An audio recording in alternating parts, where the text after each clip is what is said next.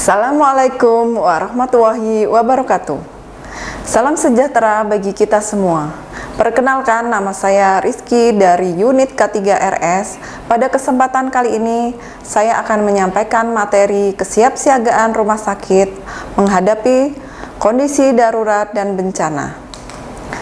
Bapak Ibu sekalian, kita tahu bahwa Indonesia dikelilingi oleh laut, kemudian gunung ya, yang dapat menyebabkan bencana-bencana yang sudah kita alami, yaitu banjir, kemudian letusan gunung berapi, gempa bumi, ataupun kebakaran-kebakaran yang terjadi di beberapa gedung dan rumah sakit. Dan untuk beberapa waktu yang lalu kita telah mengalami wabah, yaitu COVID-19 yang memakan banyak korban. Nah, berikut ini adalah kajian risiko bencana melalui aplikasi Inaris ya, yang dikeluarkan oleh Badan Nasional Penanggulangan Bencana di Kota Depok, di mana Kota Depok memiliki risiko untuk banjir untuk keterpaparan 17%, kemudian COVID-19, cuaca ekstrim, gempa bumi, kekeringan ya, yang rata-rata untuk presentasinya sangat besar ya. Kalau untuk likuifaksi di sini tidak teridentifikasi. Nah, dengan pelatihan ini kita mengharapkan peserta dapat melakukan kesiapsiagaan menghadapi kondisi darurat bencana di rumah sakit. Peserta dapat menjelaskan kondisi darurat dan bencana di rumah sakit. Peserta dapat melakukan upaya pencegahan kondisi darurat dan bencana di tempat kerja. Nah, yang berikutnya yaitu pengertian dari darurat, yaitu suatu kondisi tidak normal atau tidak diinginkan yang terjadi pada suatu tempat atau kegiatan yang cenderung membahayakan atau merusak peralatan, harta benda, ataupun lingkungan. Nah, kalau darurat ini hanya mengancam atau berefek pada suatu kegiatan ataupun suatu tempat saja, jadi lingkupnya kecil, misalnya seperti darurat air, kekurangan air seperti itu ya, kemudian darurat listrik, tidak ada listrik atau suplai listrik tidak ada, seperti itu. Nah, kemudian untuk bencana yang berikutnya, peristiwa yang mengancam dan mengganggu kehidupan dan penghidupan masyarakat yang disebabkan oleh faktor manusia maupun faktor alam dan atau faktor non-alam, sehingga dapat menimbulkan korban jiwa, kerusakan lingkungan, kerugian harta benda, dan dampak psikologis ya. Nanti kita akan membahas beberapa untuk bencana. Kemudian kesiapsiagaan bencana, yaitu serangkaian upaya yang dilakukan untuk mengantisipasi bencana melalui pengorganisasian serta melalui langkah tepat guna dan berdaya guna. Ya, ini menurut Undang-Undang RI nomor 24 tahun 2007. Nah, kita harus menyiapkan kesiapsiagaan bencana dalam menghadapi bencana yang dapat timbul di rumah sakit kita. Ini beberapa dasar hukum yang telah kita rangkai ya. Yang pertama, untuk dari keselamatan kerja, Undang-Undang nomor 1, kemudian tadi Undang-Undang nomor 24 tahun 2007 mengenai penanggulangan bencana di Indonesia ya. Kemudian untuk sama Permenkes 66 2016 tentang keselamatan dan kesehatan kerja di rumah sakit. Nah, Bapak Ibu sekalian, bagaimana untuk penyusunan rencana tanggap darurat dan bencana? Nah, ini ada beberapa tahap, yaitu yang pertama mitigasi, kesiapsiagaan, kesigapan, dan pemulihan. Mitigasi merupakan kajian awal yang dilakukan untuk mengeliminasi atau menurunkan derajat risiko jangka panjang terhadap manusia, harta benda yang diakibatkan oleh bencana ya. Jadi kita kaji, kita identifikasi apa saja bahaya ataupun bencana-bencana yang akan terjadi di daerah atau tempat kerja kita. Kemudian kesiapsiagaan merupakan kegiatan yang dilakukan lebih lanjut berdasar hasil mitigasi yang mencakup pengembangan personil, ya, misalnya seperti pelatihan, penyiapan sarana dan fasilitas. Kita sudah memasang untuk peralatan pemadam kebakaran, sistem fire alarm. Jadi bila terjadi kondisi darurat bencana bisa kita pakai. Kemudian kesigapan merupakan kemampuan penanggulangan pada saat terjadinya darurat atau bencana yang terencana, cepat, dan tepat. Maka dari itu perlunya pelatihan, kemudian simulasi sesering mungkin, ya, prosedur yang harus kita terapkan pada saat terjadinya darurat, ya, supaya pada saat penanganan darurat itu cepat dan tepat. Pemulihan pada saat bencana, ya, merupakan kegiatan jangka pendek untuk memulihkan kebutuhan pokok minimum kehidupan masyarakat yang terkena kondisi bencana dalam jangka waktu panjang, mengembalikan kehidupannya secara normal. Ya, ataupun misalnya pada saat pemulihan di rumah sakit pasca bencana, kita bisa mendaftar apa-apa saja kegiatan ataupun misalnya kebutuhan pokok dari pasien, dari tenaga kerja, ya, misalnya seperti obat-obatan, gas medis, APD, ataupun konsumsi yang lain. Nah, berikut ini adalah Hazard Vulnerability Analysis HVA yang telah kami lakukan, ya, untuk di RSUD Kisah, yaitu diantaranya ada gempa bumi sebanyak 22%, kemudian ada suhu meningkat, ya, kemudian kemarau, banjir, fire dari internal, ya, sebesar 44%, kemudian bendungan rusak tidak ada, dan epidemi sebanyak 56%. Ya, dari sini kita bisa lihat bahwa epidemi ataupun wabah, ya, yang paling tinggi. Hazard Vulnerability Analysis ini merupakan penilaian untuk kerentanan suatu kita, ya, rumah sakit dalam menghadapi bencana. Jadi semakin tinggi untuk nilainya, berarti kita semakin rentan atau semakin tidak siap, ya, seperti itu. Nah, berikut ini kode-kode komunikasi keadaan darurat yang sudah ditetapkan di RSUD Kisah, ya. Yang pertama yaitu kode merah untuk informasi kebakaran, kode hijau biru untuk henti jantung, kode pink, ya, merah muda untuk penculikan bayi, untuk kode hitam ancaman bom, untuk kode abu-abu yaitu informasi keamanan, kemudian kode coklat untuk kehilangan atau pencurian, ya, kode hijau untuk gempa bumi, kode kuning untuk informasi keadaan darurat massal, ya, misalnya seperti keracunan massal dari luar ataupun kejadian KLB, gitu, ya.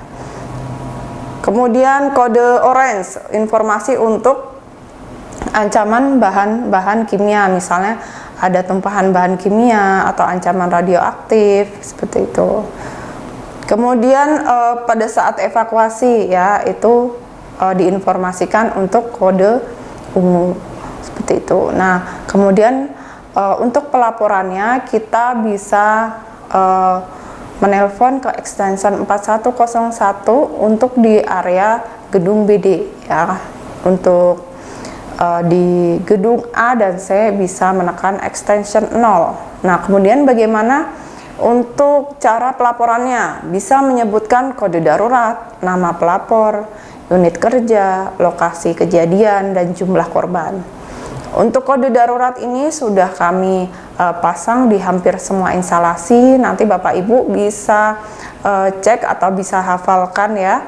Bila terjadi keadaan darurat, kita sudah bisa melaporkan dengan lancar, dengan tenang, untuk menyebutkan kode-kode apa yang telah terjadi di tempat kerja kita.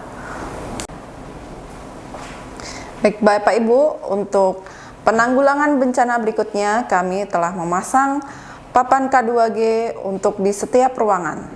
Papan K2G ini dapat diisi setiap shift dan diganti sesuai dengan staf yang bertugas.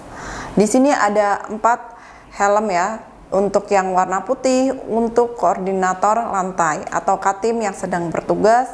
Kemudian yang helm merah untuk pemadam kebakaran, untuk yang helm kuning untuk evakuasi pasien atau petugas yang lain. Kemudian untuk yang helm biru itu evakuasi dokumen atau aset ya. Untuk pengamanan aset sendiri bisa setelah kita ada pemadaman atau ternyata kebakaran semakin meluas, dari helm biru bisa mematikan listrik atau alat-alat elektronik yang digunakan untuk memperkecil atau meminimalkan resiko kebakaran. Untuk selanjutnya kami telah menetapkan untuk struktur organisasi penanggulangan bencana, yaitu untuk penanggung jawab direktur, kemudian kepala TKTD, kabit pelayanan, kemudian liaison officer, MOD, ada humas, kemudian untuk safety officer, kepala seksi pelayanan non medis ya, kemudian ada medical specialist, dokter spesialis sesuai dengan bencananya. Kemudian di bawahnya terbagi dari 4 koordinator, yaitu koordinator operasional, logistik, perencanaan, dan keuangan. Berikutnya, kami telah memasang di beberapa tempat untuk denah evakuasi. Jadi kami telah memasang untuk tempat-tempat yang memang bisa dilihat oleh karyawan dan pasien ataupun pengunjung, supaya menginformasikan untuk jalur evakuasi, titik kumpul, dan tempat-tempat di mana adanya APAR dan hidran. Nah, berikut ini Bapak Ibu penanganan kebakaran di jam kerja di ruangan ataupun instalasi. Misalnya ada kebakaran kemudian ditemukan oleh seseorang ataupun petugas, nah akan lapor ke penanggung jawab lantai atau ruangan atau koordinator lantai tadi ya. Kemudian dari koordinator lantai nanti akan menugaskan untuk tim tadi regu pemadam, evakuasi orang, evakuasi dokumen. Nah, selain itu juga penanggung jawab mempunyai tugas untuk melaporkan ke security paging ya. Misalnya tadi di gedung BD dengan menekan extension 4101, kemudian melaporkan adanya korslet di ruangan tersebut ya. Kemudian dari security paging nanti akan menghubungi ya, misalnya ke engineering atau posko security dan K3RS. Nah, ataupun misalnya dari penanggung jawab lantai atau ruangan bisa menginformasikan ke MOD ataupun ke kepala bidang pelayanan tadi ya, sebagai kepala tim tanggap darurat ya, bahwa adanya kebakaran di ruangan tersebut. Nah, kami telah melakukan simulasi kebakaran di ruangan-ruangan ya. Jadi ini dapat kita lihat. Jadi ada misalnya ditemukan api, kemudian penemu atau petugas yang menemukan itu ikut memadamkan ya. Jadi kita asumsikan untuk pemadaman dilakukan oleh 2 orang, 2 APAR, supaya untuk pemadamannya cepat, untuk apinya segera padam ya. Kemudian ini yang helm biru itu mematikan listrik ya. Nah, dan yang di sebelahnya ini ada kepala ruangan, telepon ke security paging ya. Kemudian untuk helm kuning ini evakuasi petugas. Nah, kemudian setelah adanya paging nanti akan dibantu oleh security yang bertugas pemadaman memakai hidran ya. Nah, setelah itu kita adakan pengarahan di titik kumpul. Nah, di sini jika memang pada saat terjadinya kebakaran, MOD akan turun melihat lokasi, kemudian pada saat itu jika dirasa untuk kebakarannya semakin meluas ya, MOD harus menghubungi damkar setempat supaya untuk kebakarannya tidak meluas dan segera bisa dipadamkan. Nah, berikutnya bencananya yaitu gempa bumi.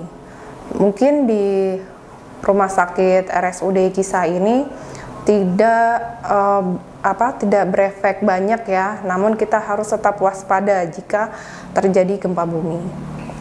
Nah, gempa bumi ini getaran atau getar-getar yang terjadi di permukaan bumi akibat pelepasan energi dari dalam secara tiba-tiba yang menciptakan gelombang seismik.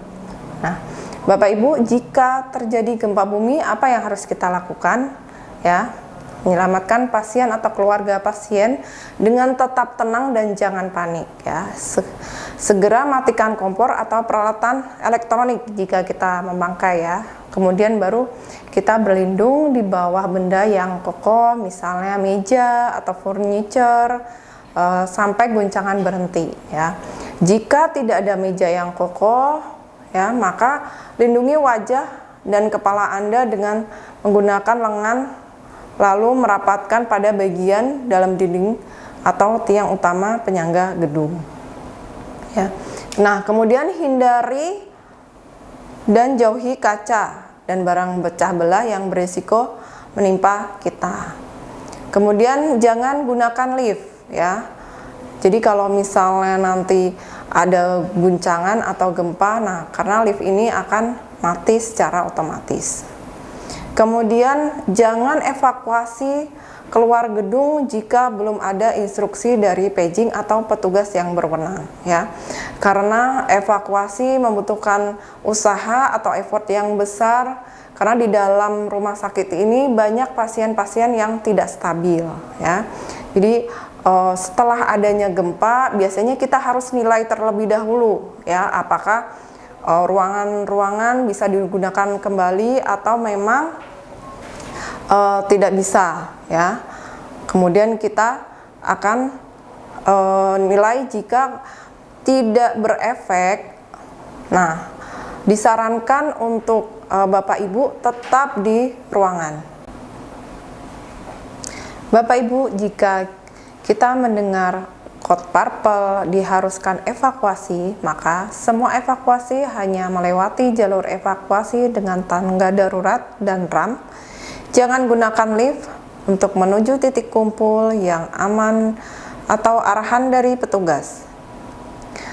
Tangga darurat di gedung BD terdiri 3 jalur, yaitu sebelah barat laut, timur, dan tenggara.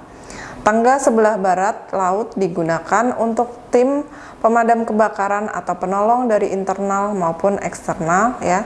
Kemudian yang 2 sisanya untuk petugas ataupun dari pasien. Kemudian bila terjadi bencana di gedung bertingkat tanpa ram, bagi korban berat ataupun pasien tidak bisa berjalan dalam proses evakuasi, diangkat menggunakan tandu atau kain 2 lapis seperti spray dan bovenlaken. Kemudian di titik kumpul, petugas akan melakukan administrasi pencatatan pendataan, yaitu berupa absensi penghuni lantai, kemudian data korban atau daftar dokumen penting, dan daftar peralatan medis ataupun aset.